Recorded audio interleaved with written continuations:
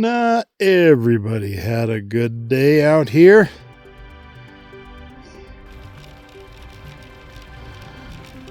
I would propose, counterintuitively, that it's not the people that make the trail great. And while every rider and trail angel recognizes the goodness stamped into the humanity of each person they meet, it is the trail itself that triggers, requires, insists on an altruistic camaraderie among those who pack down its gritty paths into a well-worn purpose. It is the trail's insistence on tedium, torture, and dazzling moments of terror. It is the trail's insistence to display all that is beautiful in nature, a primal beauty to which the soul will forever be connected. It is the trail's reminder that we too are animals, that the umbrella of its sometimes precocious and other times predictable character embraces all that breathes on the planet. From the trees exhaling oxygen to the human breathing it in, there is an umbilical that cannot be severed, an umbilical that transcends time and generations, that connects everything and everyone to everything else. Ultimately, this is what bonds us together, the recognition that we are all equally vulnerable. The acknowledgement that we each are participating with each other, regardless of the distance or time separating us. What happens to one happens to all. On the trail, introductions are brief because we're already friends and we each know it. There's no doctor, plumber, architect, janitor. There is simply us. Humans, sharing, breathing, living the interconnectedness that flows through us all. Those who have never experienced this level of intimacy are those who are careless about their own and others' humanity. They tend to be careless about life, cavalier about the sacredness of life. A certain callousness creeps into their behavior as that very sacredness that attends one's true purpose loses its reverence.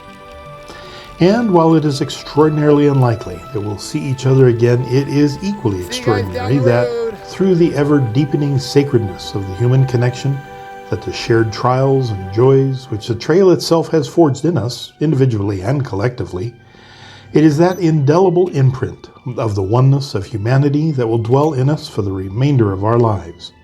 In the end, the trail lives in us, and those we've met have an integral part in blazing the trail of our future.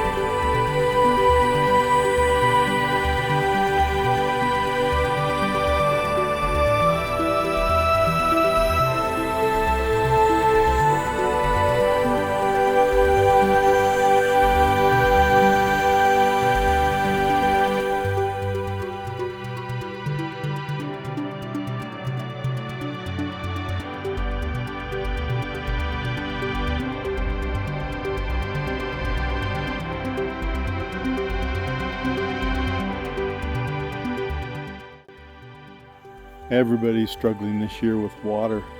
Apparently, I was talking to one of the locals down at Beaverhead, and he said everything was fine, normal, until about a couple weeks ago. He said it just wham! Temperatures went sky high. I guess even in New Mexico, we gotta lay out and get a little suntan.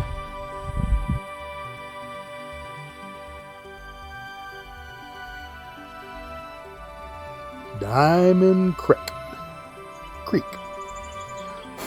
Depends where you're from, I suppose. Well, there's Diamond Creek proper. Plenty of water. You don't have to ford it. The only thing you're going to have to muddle through is all the bugs and gnats. But go fast enough, and you might even get a little wet. Let's go. See, we're passing through a burned out area. These forest fires are something else, but oddly enough, forest fires do help clean the forest and give it some renewed life, as horrible as they are.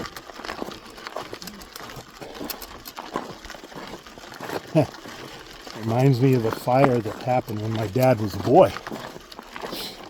They lived in Oakhurst, California, and at the end of a valley, well, at the end of a closed-in valley. Grandpa called it Happy Valley. It was his, special place. He built their house. He was a contractor. He loved that place. I loved going up there after school. Tammy and I would walk. It's a good mile and a half. I was in what? First, second, third grade. And we'd walk that mile and a half up the dirt road, just like this dirt road. Wished I had a bike then. The grandma and grandpa's, and we'd stay there. Sometimes stay overnight. But one summer was particularly hot, dry, and a forest fire started. Many of them. This one particular one came roaring down the hill at the end of the valley where Grandpa's house was. It was a lovely two-story house. I liked it. It was fun to explore. A little pond out front. Lots of frogs. That was my favorite part, the frogs. That particular summer, long before I was born, Dad was, something like 6, 7, 8 years old. And he said that he remembers that fire coming over that hill. And Grandma said, come on, we got to get our clothes, get what we can, we got to get out of here. Firemen were battling the fire, but they weren't making any progress. If you've seen a roaring fire, it's a wild animal that will eat everything in its path faster than you can get out of the way. Voracious. Dad saw it coming. Then he finally turned to Grandma and said, Mom, why don't we pray about it? The Grandma said, look, that fire, get your clothes, let's go. We gotta go. Grandpa was out helping fight the fire. Dad said, no, Mom, let's kneel down and pray. And so they did. Dad asked the Lord to save their home and stop the fire. Dad tells the story within about 5 minutes.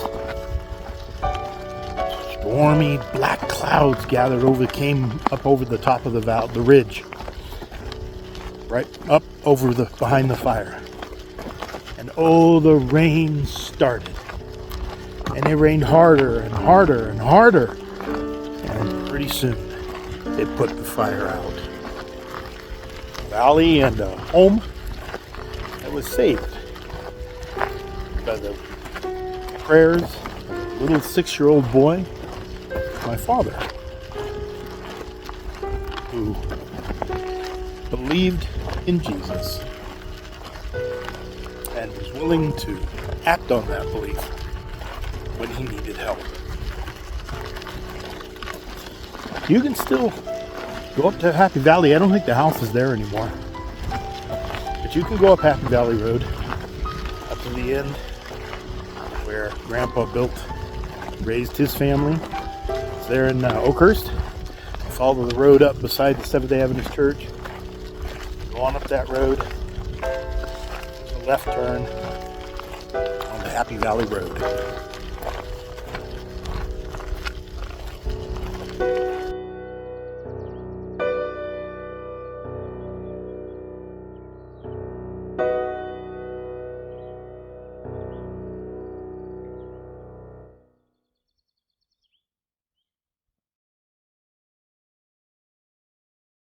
and my water filter bag goes on the fritz. So I found here some water bottles. Unfortunately, it's not the right size, but if I wrap duct tape around the threads, I can make it snug enough to fit on here. It'll have to work till Grant's. Okay, here we go. Duct tape on the lip of the plastic bottle. A little bit of water in there if it's good water to test. And let's see if we can see if that's better. It's going on. Doesn't have to screw all the way. It just has to be tight. Okay. Ooh, okay. We can get water out of it. A little bit of leakage around the neck, but okay. That'll just have to do. Gotta have water.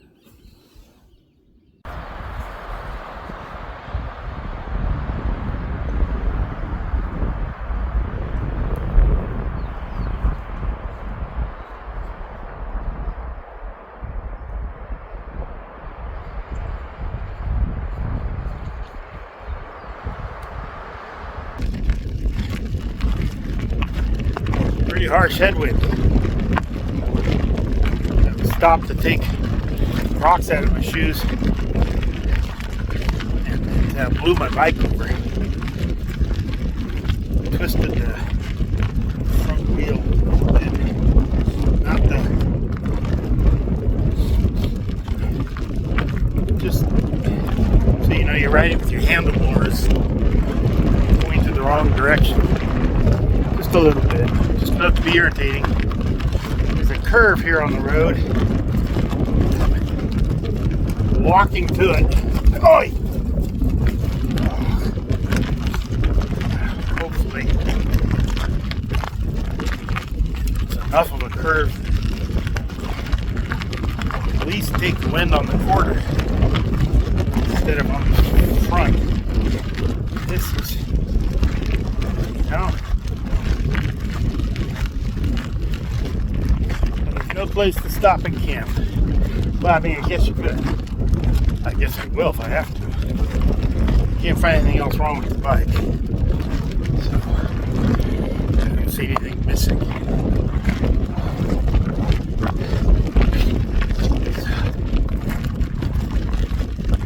On we go. I see a little respite from the heat coming up. That's something to look forward to. Initially, I was really looking forward to New Mexico, riding through, because a lot of people said it's their favorite part of the ride, GDMBR.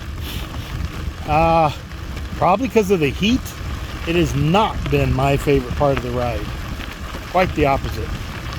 I can't imagine the rest of the GDMBR being more grueling and tedious than New Mexico has been. I'm still a lot of New Mexico left, so okay. I could be wrong. The CDT alternate was a joy. Absolute joy to ride. The rest of it, meh. But here we go.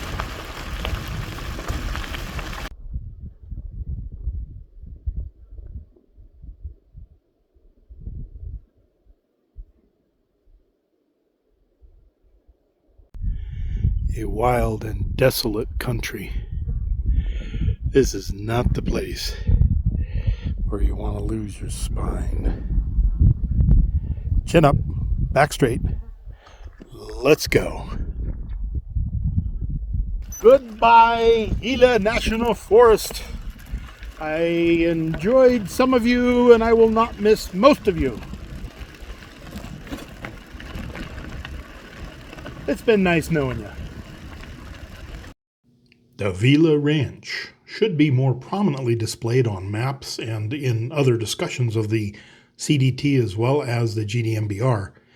It is absolutely an oasis for water, laundry, showers, They even have food. And the first thing I did when I arrived was make myself fried potatoes and a bean omelet with onions. Pie Town was next, and it's not just sweet pies, it's pizza pies. The Pioneer restaurant makes superb pizzas. And the Greasy Spoon twin cousin of the Pioneer restaurant is the Gathering Place. Either way, enjoy your pie and your friends at Pie Town. We have the two opposite ends of the earth represented here. New Zealand on the left and Britain on the right. Hey. Meeting in the middle. Okay, James, tell me why you've come all the way to North America to do the GDMBR. Oh, because I'm just retired and I wanted a challenge. I'm not very good at speaking on camera at all. In fact, I hate it. You know, all my family used to be in America. We used to send videos. Oh, yeah. Sorry, no, cassette tapes. Oh, yeah. Across to America with a Christmas message, and I always refused. I said, "There's no way. I'm just not doing it. I hate the sound of my voice." You're the original Scrooge, then? No, I just hate my voice. Oh, all right. Yeah, my brother used to play the violin. Oh, yeah. My sister used to do the flute, and I just nah, just not for me. Here's James' rig, which he loves because on hard downhills it bounces off. And here's the man himself, Brian, bag designer and maker extraordinaire. The most fabulous bags on the planet. And I would have said that even if he weren't standing here. Thank you.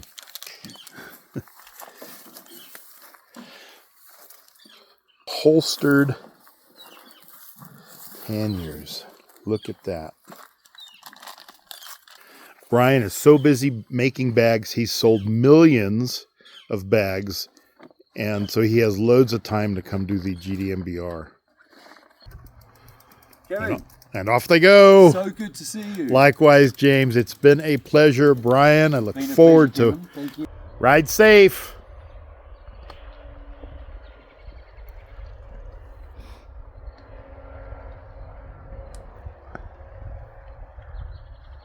Have a good trip on the way to Salida. Jen, Monica, and Jeff.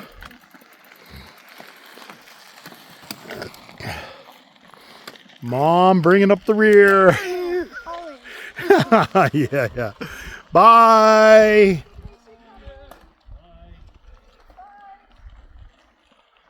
And Tina and Matthias leaving the toaster house in Pie Town.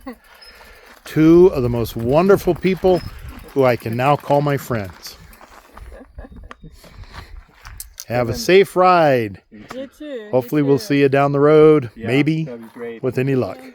Have a good time. Yeah. Safe travels. Enjoy your pie. You too. I will. See you later. Bye now.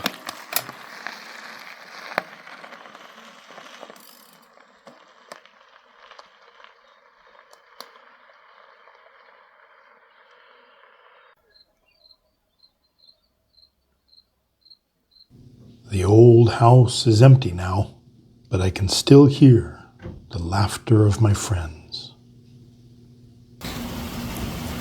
Ever wonder what a GDMBR bicyclist does on a 0 day?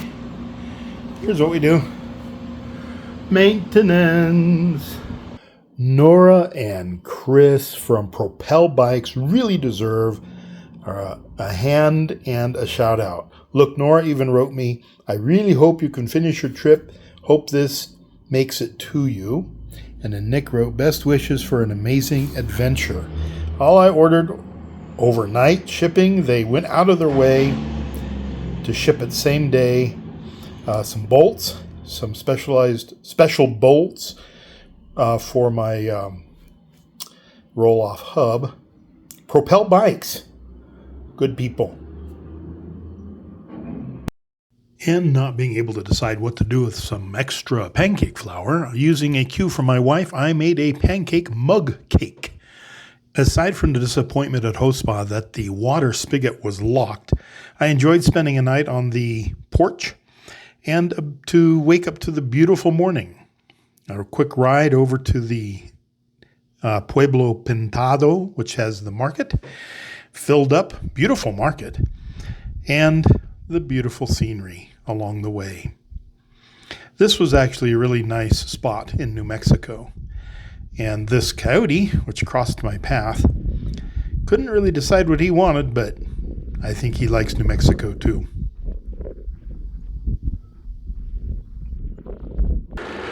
As much as I've not particularly enjoyed New Mexico, it does have its beauty, its unique features. I think it takes a particular personality, character, to live in New Mexico. It's no different than saying the same thing about, Alaska, North Dakota, Montana, Iceland. Not everybody can live everywhere and be happy and content. This is not where I am happy or content. I'm really looking forward to getting up into Colorado. I hear there's still snow on the peaks. That is exciting to me and certainly a draw. I'm looking forward to that. I can deal with cold better than heat. Talking about characters, I met a Ted coming southbound. And Ted, we had quite a chat. Sitting back there at the picnic area. A few things were awkward to me. He felt that, and this is going to border on those things that you're not supposed to talk about in polite society, but he felt that we started talking about some of the travails that exist in society today, and his perspective was all black people are oppressed and victimized. All, bar none. Okay, that sounds racist to me. When you attribute a characteristic or behaviorism or any specific train of thought or way of thinking to a group of people based on the color of their skin or any other attribute, well, that's, racism. People cannot be categorized based on their color. That's just downright idiocy. Okay, so that's how we differ. And Ted felt that if you go to college, you're a member of the elite. Everybody that goes to college is an elite person, a member of the elite class. I assured Ted that there was I knew a lot of people in community colleges and colleges and universities who you couldn't possibly label as elite. And then the college I'm going to, university to which I attend for my PhD. Oh, intelligentsia. Well, I can assure you again, in that particular school, which is 95% black, fine with me.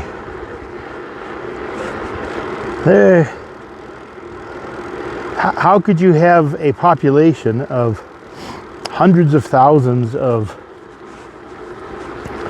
a group of people based on the color of their skin who are oppressed and victimized, and yet are also elite because they're in university? This is where things begin to fall apart in that way of thinking. When you categorize people, the argument falls apart very quickly because you can't categorize people that way. It's just Morgan Freeman.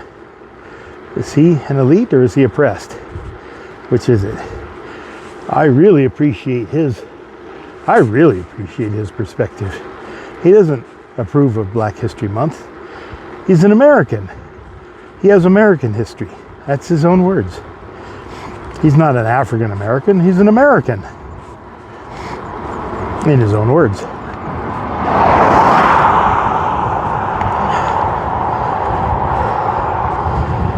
He was asked in an interview by, was it Peter, not Peter Jennings, Dan Rand, no, anyway.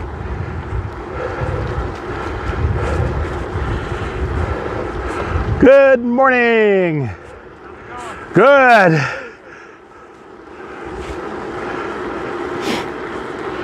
And he was asked in that interview, how do we stop racism? And Morgan Freeman's absolutely right. Stop talking about it. Just stop talking about it. Because as long as we make it a thing, it will be a thing. And as soon as we start treating each other as brothers and sisters of the same human race, then we will begin to see an elimination of what is perceived as racism these days. Of course, there will always be people who can't help that. They're oppressed. There will always be poor people in the world. There will always be those who are born into poverty. You can't help where you were born. It's not a privilege. You're not privileged because of where you were born. There are privileges that are available to you everywhere, no matter where you're born. It's one of my favorite YouTube shorts, reels. This young girl posts with her, and she's obviously like in, I don't know, Mongolia. I don't know where she is. She doesn't say. And she's so happy.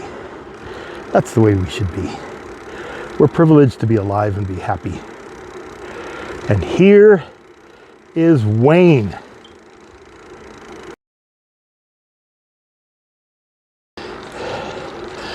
That was so generous of Wayne, CDT hiker.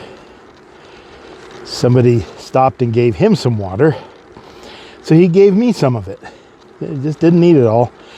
We're less than 4 miles from the ranger station, where there, we hope, is more water. So it's 8 o'clock. I should be able to make Grants today. There's no reason why I can't, unless I get a big headwind. The temperature should stay fairly stable based on forecasts. Right now it's 66 and 8 o'clock, and by 10 it's supposed to be like 75, 78 degrees.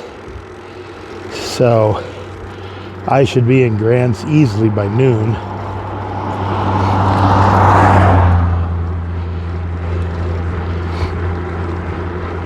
I'll stop and take a little breather at the ranger station and then keep going.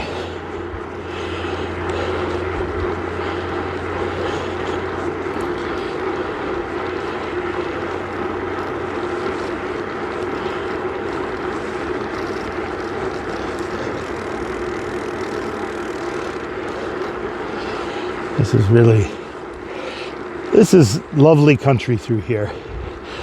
I suppose if it wasn't so hot, I would actually like New Mexico.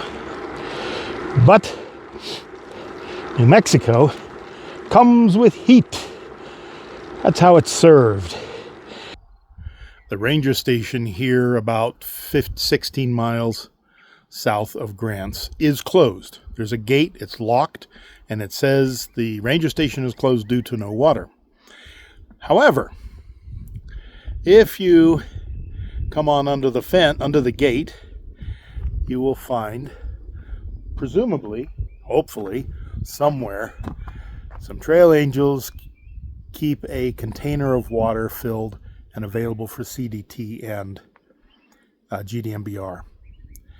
No guarantees that there'll be water here. Today there is. I'm very happy about that because I did not fill up. I have 2 cups of water left. Yeah, I could make it to Grants. No, it wouldn't be pretty. But then, I think that's most days for me. I don't think I've ever had the word pretty used as an adjective for me. That's all right. We got water, and it's a pretty day. Somebody's whole stories here. Hopes, their dreams.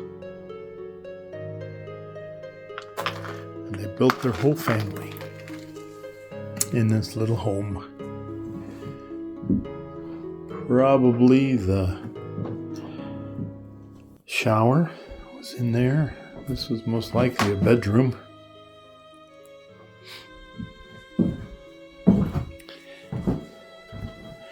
And the other room in this little 2-bedroom, which was all they needed to build their family.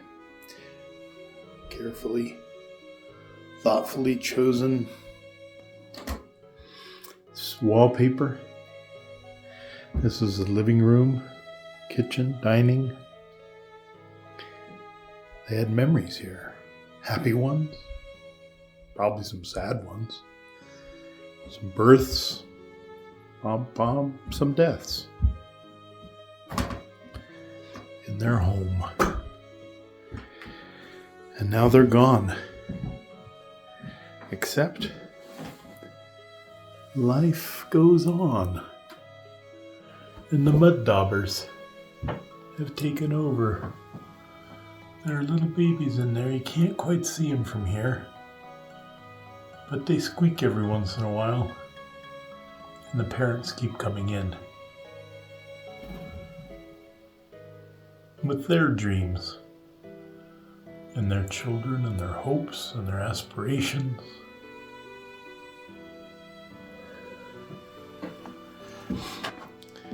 This home lives on. If even just for the mud daubers.